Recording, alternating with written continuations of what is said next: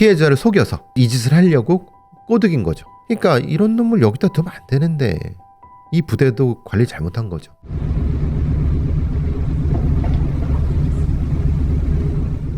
(2021년 6월 21일) 00시 30분경 의정부시의 한 모텔 건물 안에서 사람들이 다급하게 움직였습니다. 경찰과 함께 누군가를 찾고 있는 여성. 혼란스러운 상황 속에서 여성은 아무런 대답도 들려오지 않는 휴대폰에 귀를 기울이고 있었습니다. 현장에서 찾던 이는 25세의 박시연 씨였습니다. 가족들이 함께 박시연 씨를 찾고 있었어요. 박시연 씨의 작은 누나는 당시 시연 씨와 통화하고 있었습니다. 하지만 시연 씨가 마지막 말을 꺼낸 이후로 4분가량 상대의 목소리나 주변음조차 들리지 않았기에 불안해하셨습니다. 자정이 넘어간 00시 39분 조용했던 휴대폰에서 소리가 들렸습니다. 부정확한 발음이었지만 분명 동생 시연 씨의 목소리였습니다.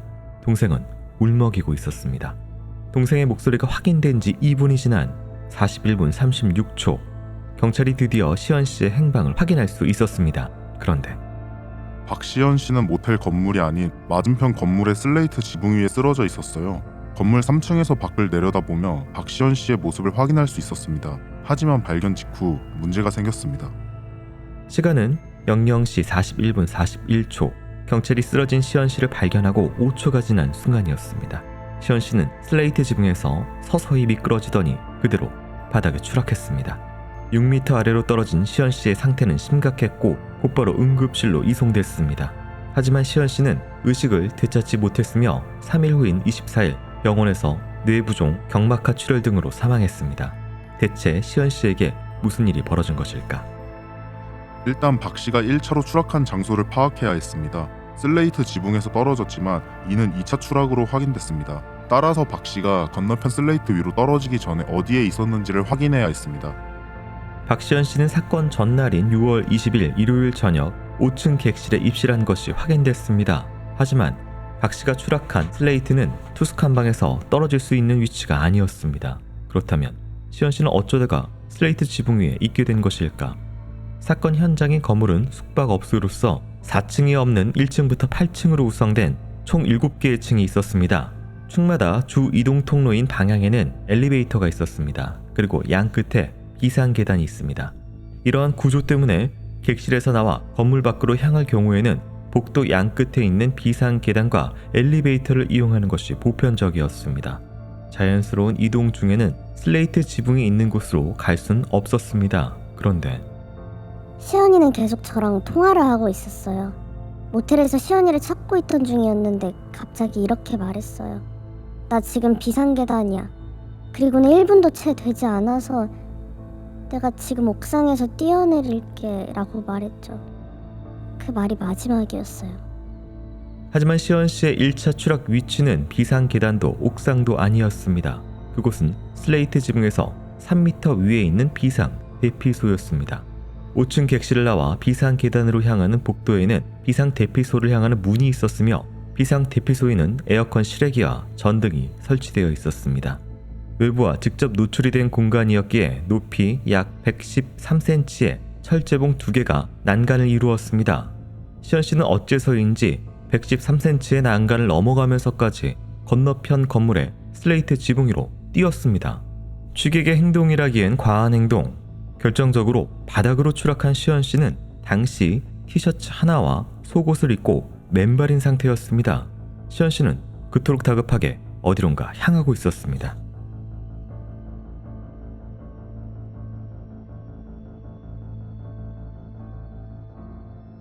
안녕하세요. 이곳은 크라임. 저는 진행과 연출을 맡고 있는 김PD입니다. 날카롭고 정확한 분석으로 대한민국의 정의를 세우고 계시는 배성훈 프로파일러님 모십니다. 예, 안녕하세요. 배성입니다. 반갑습니다. 네, 반갑습니다. 크라임은 보다 경제적인 쇼핑 플랫폼 리싱크와 함께합니다. 네, 오늘 다룰 사건은 2021년 6월 의정부시에서 일어난 추락으로 인한 사망 사건인데요. 나오는 이름들은 가명입니다. 네, 박시연 씨가 추락 당시에 얘기 등 흉기 이런 외상은 없었고요. 머리 쪽에 주로 부상에 의해서 끝내 사망한 것으로 보이는데 추락 당시의 상황이 좀 묘합니다. 네, 이거 어떻게 봐야 될까요? 이분이 뭘 피해서 도망을 가다가 난간을 넘어서 뛰어내려야 되겠다고 하는 생각을 가지고 뛰었는데 거기에 있는 슬레이트의 어떤 구조물에 머리나 이런 걸 부딪혀갖고 결과적으로는 돌아가시게 된 그 상황 같습니다. 핵심은 무엇인가 급박한 위험을 피하기 위해서 한 행동이 결과적으로 사망을 했다고 하면 그 급박한 위험이라는 게 뭘까? 이걸 찾는 것이 핵심이죠. 네.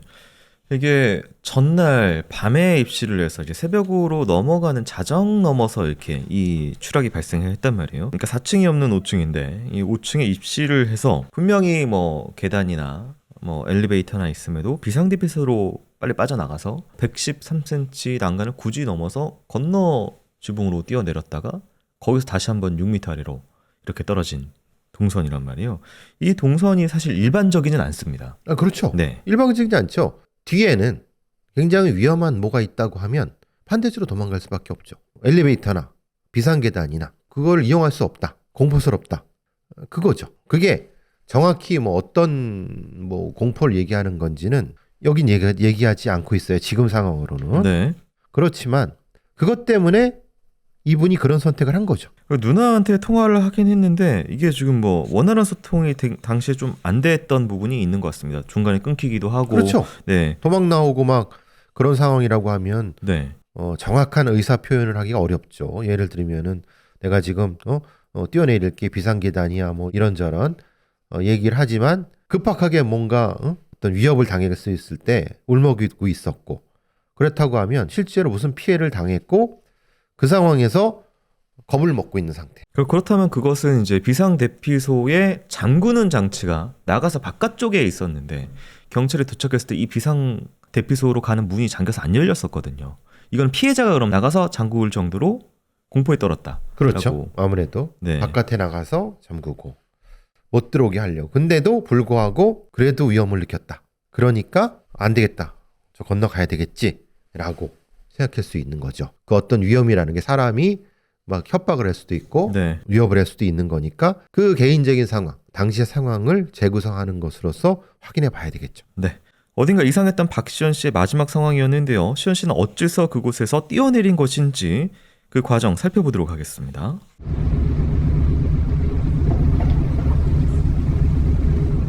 박시연 씨의 추락 직전 경찰과 가족들 외에도 모텔에서 시연 씨를 찾던 또 다른 사람이 있었습니다. 그는 시연 씨의 군대 훈련소 동기인 장원중이었습니다.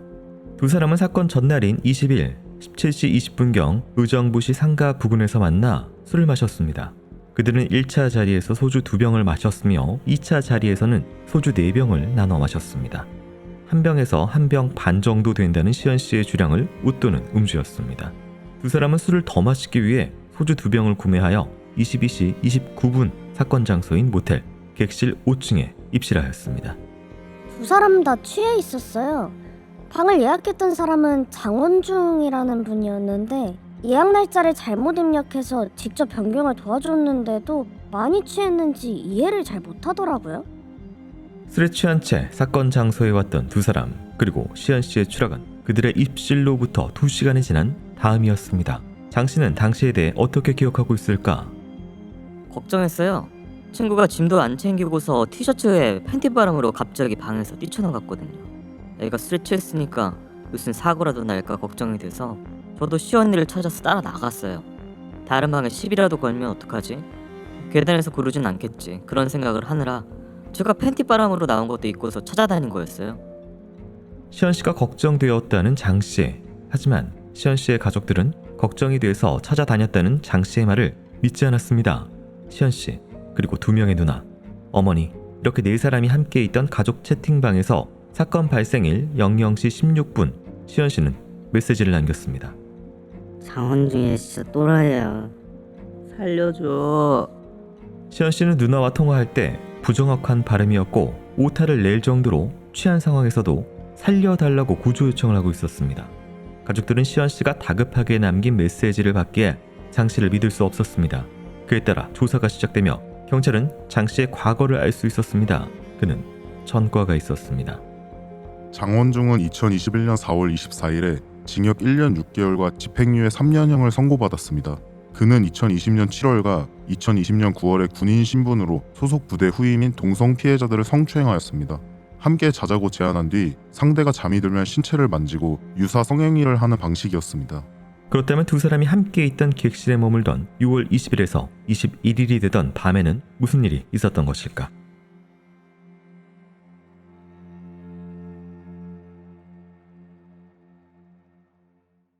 박시연이 사망을 했고 군 동기 장원중이 전날부터 같이 술을 많이 마셨던 것으로 추정이 됩니다. 장 씨 같은 경우엔 시연 씨가 취해서 걱정이 돼서 뛰쳐나갔다. 나도 팬티바람으로 뛰쳐나갔다. 굴렀을까? 뭐 괜찮을까? 뭐 걱정했다라고 진술을 합니다.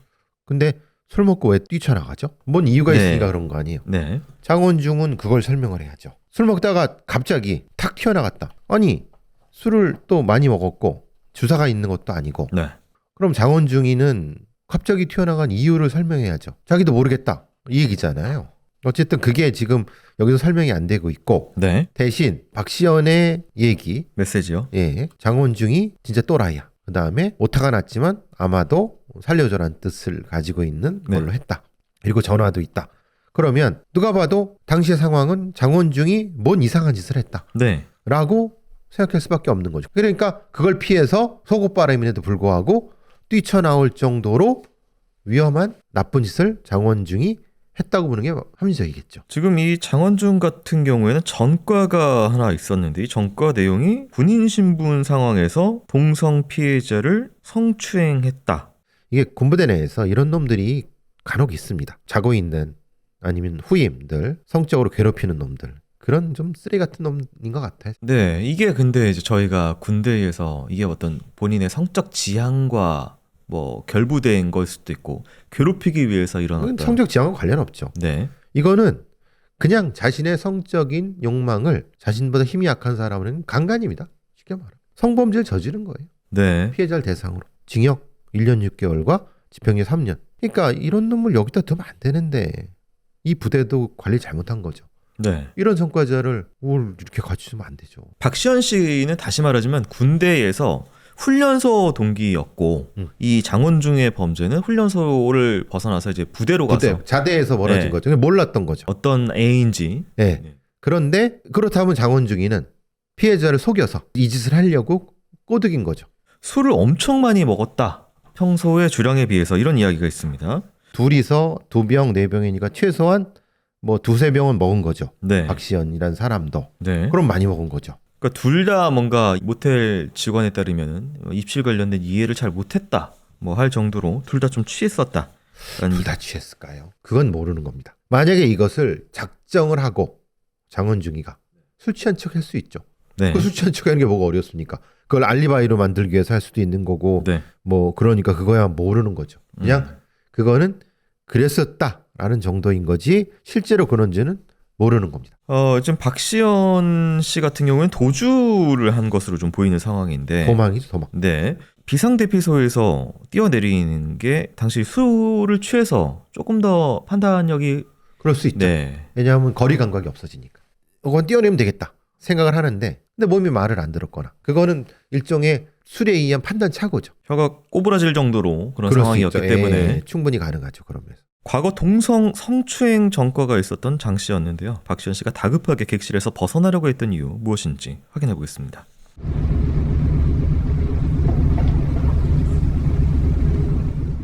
경찰 조사가 시작되자 장 씨는 객실 안에서 박시연 씨와 있었던 일에 관해 말하기 시작했습니다.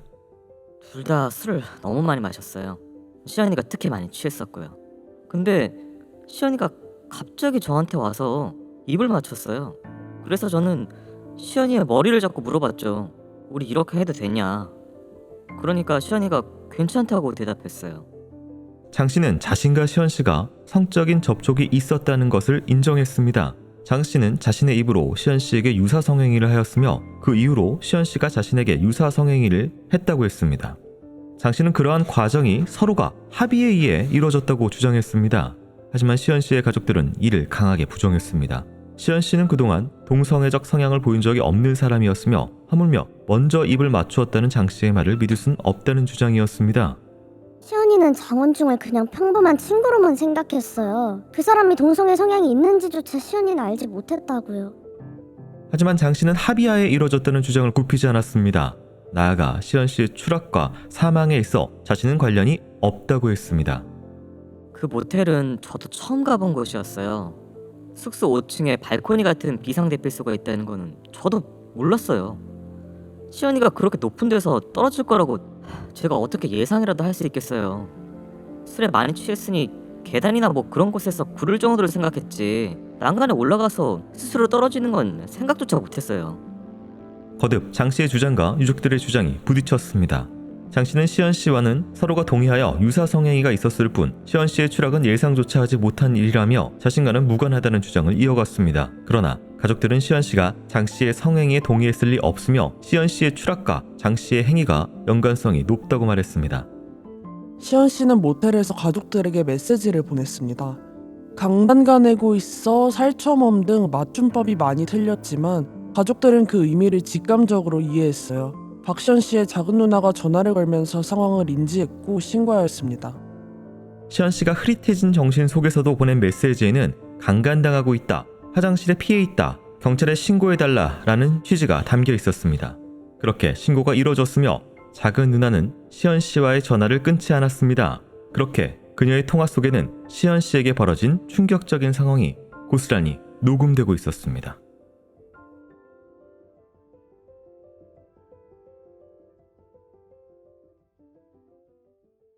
네, 성적인 관계는 있었다. 하지만 먼저 상대방이 피해자가 나에게 했을 뿐이고 합의하에 있었다라고 이제 주장을 이어가고 이제 유족 측은 반대 이야기를 하는데 어떻게 보실까요? 합의라는 것은 아니 어차피 상대방은 죽었고 살아있는 놈은 합의라고 주장하는 거니까 그건 당연히 다시 검토해 봐야 되겠죠. 네. 술을 많이 먹여놓고 구슬러 갖고 이른바 중강간에 해당할 수 있는 거죠. 근데 이제 가족들에게 이야기하는 바는 화장실에 피해 있다, 맞춤법도 틀릴 정도로 취해 있는 상황에서 강간당하고 있다, 뭐 이런 식의 이야기를 한 부분은 반영이 될 것 같은데요. 그렇죠. 메시지에 뭔가 자기가 위험한 짓을 당하고 있다. 굉장히 폭력적이고 살려달라. 네. 이런 의미잖아요. 그래서 그 가족들은 쫓아온 거고. 그럼 이건 충분히 증거로서의 가치가 있는 거죠. 근데 이런 생각을 하실 수도 있어요. 이게 남녀라서 이제 신체적인 그 우위가 명확해서 여성을 강간을 하고 여자는 힘 때문에 어쩔 수 없이 도망을 치다가 뭐 추락을 했다. 근데 나이가 똑같고 남자 대 남자인 상황인데 이게 이렇게 위협적이거나 할 상황이야? 라고 생각하실 수도 있거든요. 아니죠. 이 박시연 씨는 전혀 이 상황을 예측 못한 거죠. 그런데 장원중이는 그런 전과가 벌써 2건이나 있어. 그것도 힘이 약한 사람을 상대로. 그러면은 그 상황에서 무엇인가 강압적으로 하려고 하면은 이 박시연이라는 사람은 충격을 받았고 그 상황에서 어쩔 줄 모르는 상황. 네. 이었을 수 있죠. 그러니까 이것은 힘의 관계 이거는 전혀 관련이 없는. 이미 자기는 술을 많이 먹은 상태잖아요. 통제가 안 되고. 근데 장원중이란 가해자는 얼마나 먹었는지도 모르는. 그러면은 당연히 이 박시연의 입장에서는 이렇게 굉장히 자기가 무기력하다는 생각을 들 수 있죠. 실제로 그 행위를 당했고. 그리고 또 이제 술을 혀가 마비가 될 정도로 먹었으면은 저항을 할 수 없을 정도의 상황으로. 그럴 수 있죠. 네. 네. 알 수 있잖아요. 훈련소 동기고 그러면은 네. 주량 같은 것도 알 수 있는 거고. 네. 근데 이건 나중에 재판에서도 문제가 되는 것인데 나는 걔가 그렇게 굴러가서 뛰어내릴 줄 몰랐다. 그거랑 나랑 상관이 없다. 그건 과정을 좀 살펴봐야 되겠죠. 그 안에서 무슨 일이 있었는가? 그 안에서 분명히 피해자는 강간당하고 있고 살려달라고 하니까 그 정도로 뭔가 폭력적인 성적인 공격을 당했고 그 다음에 그 화장실에 숨어 있으면서 겨우 도망 나온 거잖아요. 도망 나왔는데 이놈은 쫓아가서 막다른 몰려갖고 계속 가만히 있는 것이 아니라 뭔가 막 얘기하고 그랬다고 하면 그 사람이 극단적인 행위를 할 수 있는 거를 알 수도 있는 거죠. 여기에 차이가 있는 거예요. 장원중이가 쫓아나왔잖아요. 네. 이거 피해자는 쫓겨서 막다른 걸 갔잖아요. 그 막다른 곳이 결국은 갈 데가 없는 난간. 거기서 무엇인가를 액션을 했다고 하면 당연히 박시연이라는 사람은 다음 예측할 수 있잖아요. 연관성을 그 예측할 차이가, 수 있다. 예. 네, 알겠습니다. 아무것도 안 했다고 하면은 말이 안 되는 거죠. 대립하는 장 씨와 유족들의 주장이었는데요. 그날 시연 씨에게 무슨 일이 있었고 법원은 어떤 판단을 했는지 살펴보도록 하겠습니다.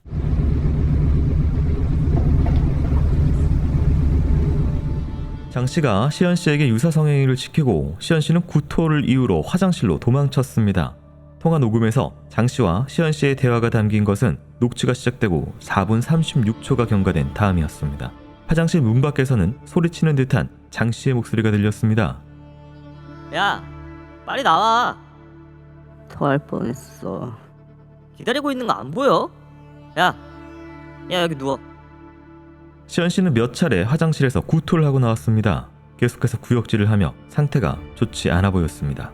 하지만 장 씨는 이를 신경 쓰지 않았습니다. 녹취 속에서 시현 씨는 의사 성행위를 요구하는 장 씨에게 비명을 지르거나 하기 싫다는 태도를 보이며 저항했습니다. 하지만 장 씨는 욕설을 퍼부으며 의사 성행위를 강요했고 자신의 욕구를 앞세웠습니다. 빨리 해줘. 빨리 끝이 나. 빨리 와서 줘. 미안해.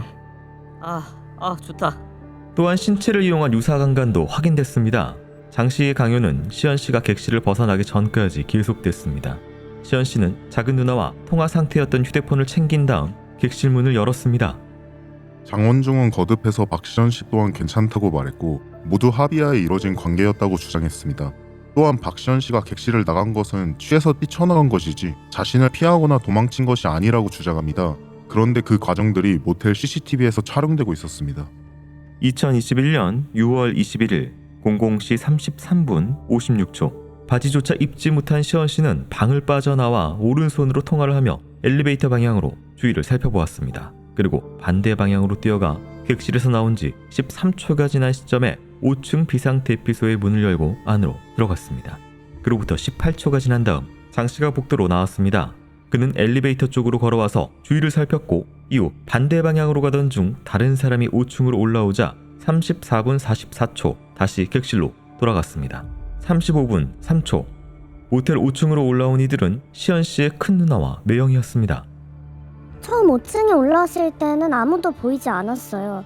20-30초 정도 복도를 확인하고 그 다음에는 찢어져서 한 명은 엘리베이터 쪽을 확인했고 다른 한 명은 엘리베이터 쪽 비상계단을 살펴봤어요. 그렇게 5층 복도에 사람이 사라지고 10초가 지난 35분 37초 다시 객실의 문이 열리고 장 씨가 나왔습니다. 그는 가운을 입은 채로 엘리베이터와 엘리베이터 방향의 비상계단을 확인하였고 그 다음 다른 객실의 손잡이를 당겨보며 시현 씨를 찾고 있었습니다. 그리고 다시 자신의 객실을 확인하고 36분 51초 복도로 나온 장 씨는 시현 씨의 큰 누나와 매형 그리고 경찰과 마주쳤습니다. 박 씨가 비상대피소에 도착한 것은 33분 56초였고 자신의 작은 누나에게 뛰어내리겠다고 말한 것은 35분 23초였습니다. 실제로 박시현 씨가 뛰어내린 명확한 시간까지는 확인하기 어려워도 그가 뛰어내리겠다고 결심하기까지는 1분 27초 걸렸습니다. 가족들은 박 씨를 구하기 위해 문 하나를 사이에 둔 5층 복도까지 왔습니다. 시현 씨가 두려워했던 장 씨는 시현 씨가 5층 비상대피소에 숨어 있다는 것을 알지 못했고 시현 씨가 머무는 동안 비상대피소의 문을 두드리는 사람 또한 없었습니다. 장 씨의 변호인은 이 점을 강조했습니다. 피고는 비상대피소 밖에 피해자가 있는 줄도 몰랐고 문을 두드리는 등 위협적인 행동을 하지도 않았습니다. 피해자는 객실을 나와 엘리베이터나 비상계단을 이용해서 모텔 밖을 나갈 수 있음에도 스스로 판단해 반대편 지붕 위로 추락한 겁니다. 과연 법원은 시현 씨의 사망을 어떻게 판단할 것인지 취객의 추락인가 아니면 도주로 인한 사망인가? 가족들은 정의가 실현되기를 바라는 마음으로 기다렸습니다. 그리고 곧 충격적인 판결이 나왔습니다.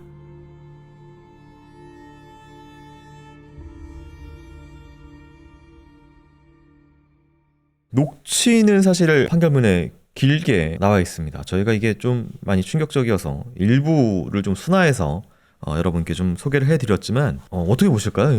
뭐 당연히 강간을 당하는 거죠. 물론 이 욕설이 뭐 덜하고 뭐 이렇게 하지만 그거는 이 성범죄의 본질적인 특징을 모르는 사람들이 한 소리고 네. 실제로 이제 성범죄를 당하는 그게 여성이든 남성이든 전혀 상관없이 강요에 의해서 강압에 의해서 성범죄를 당하는 것을 알 수 있습니다. 그리고 계속 토하잖아요. 네. 그 토하는 게 바로 그런 거예요. 그 역겨운 거. 네. 에 대한 반증을 얘기하는 거예요. 계속 그거를. 이게 술 먹어 토한 게 아니고 이건 잘못 해석하신 건데 네. 술이 취해갖고 토한 게 아니라 그 행위를 강요했기 때문에 그거에 대해서 역겨워서 네. 토하는 거거든요. 근데 뭐 이게 지금 이 내용만 봐도 이게 뭔가 힘이 없는 소극적이고 움츠려든 모습이 좀 보이기도 피해자가. 예. 네, 피해자가. 당연히 통제가 된 거죠. 그리고 시현 씨가 나가고 18초 뒤에 뛰쳐나왔는데 이때는 팬티만 예. 입었다는 게 아마 팬티를 급하게 걸쳐 입고 나온 것으로 좀 보이고요. 그리고 이후에 막 행동들이 있어요. 뭐 실시간으로 몇 초 안 돼서 또 이제 누나가 도착을 하고 뭐 하고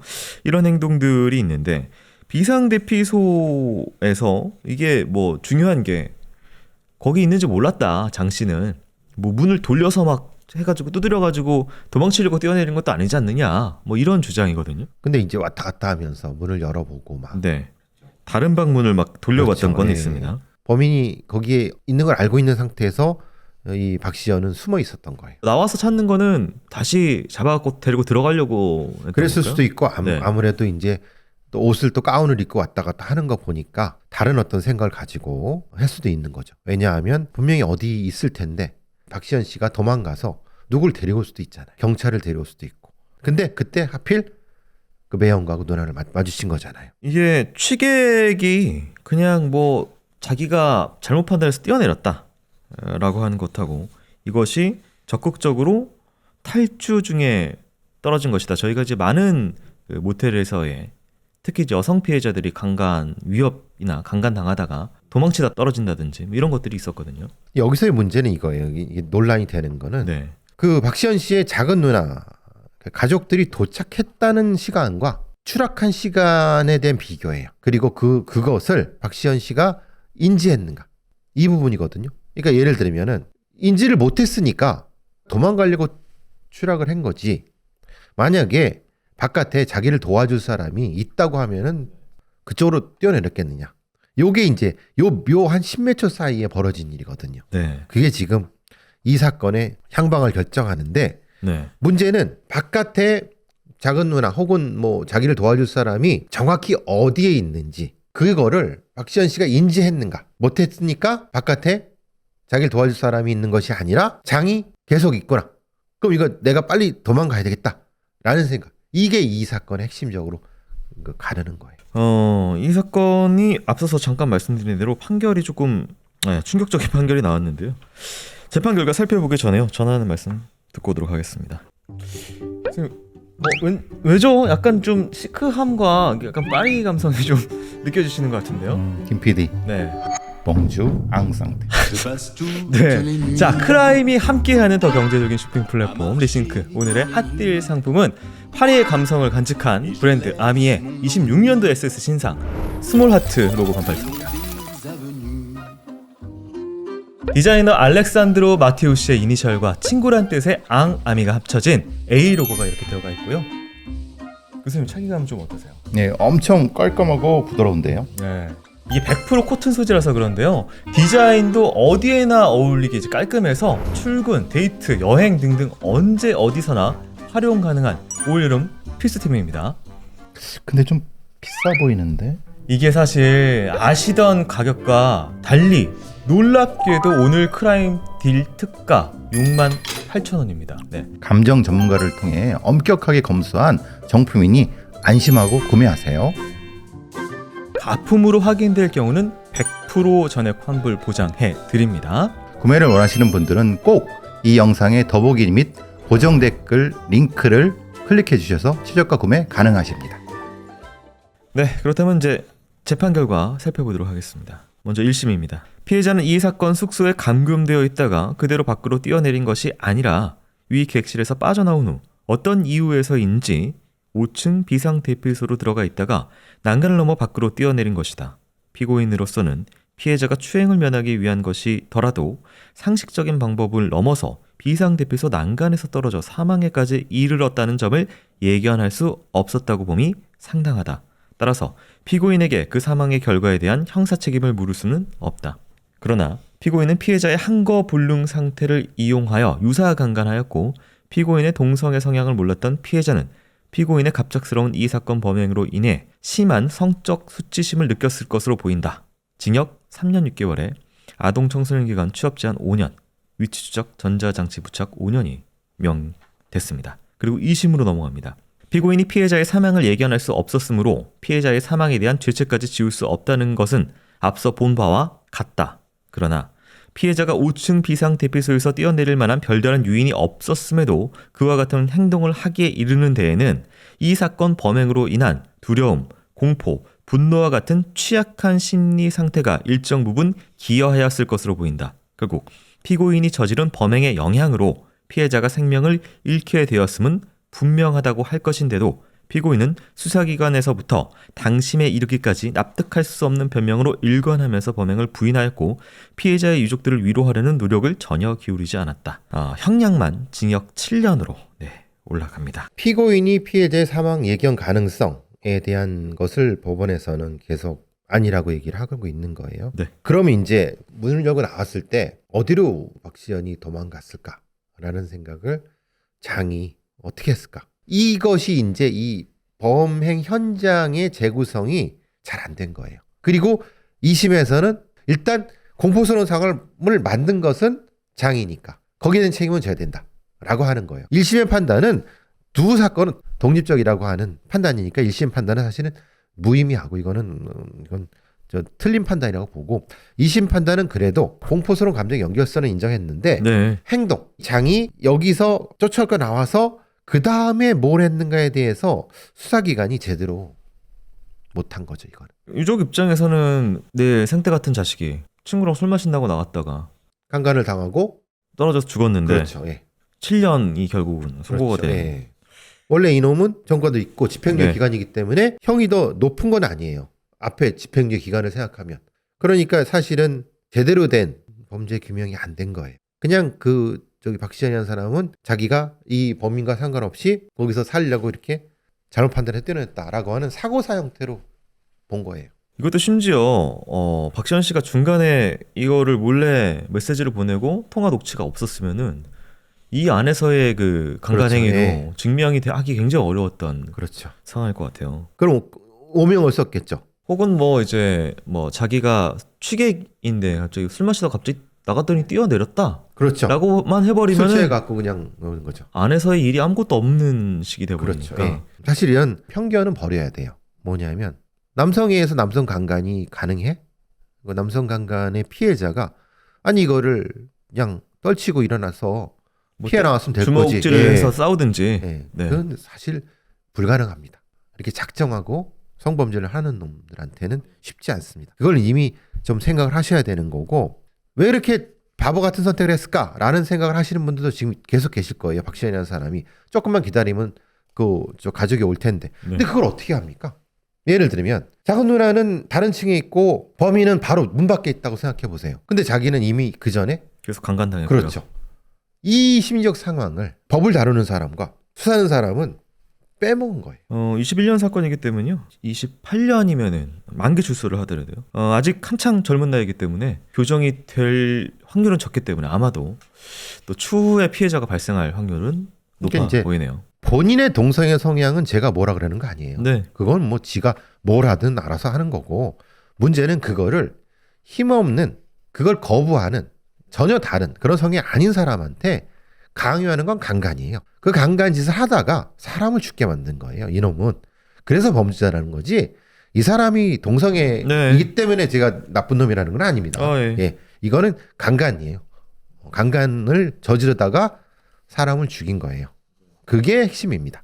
정말 20대 한창 나이에 이게 어이없이 고통 속에서 사망한 피해자인데요. 피해자분의 명복을 빕니다. 교수님들도 좋은 말씀 감사합니다. 고맙습니다.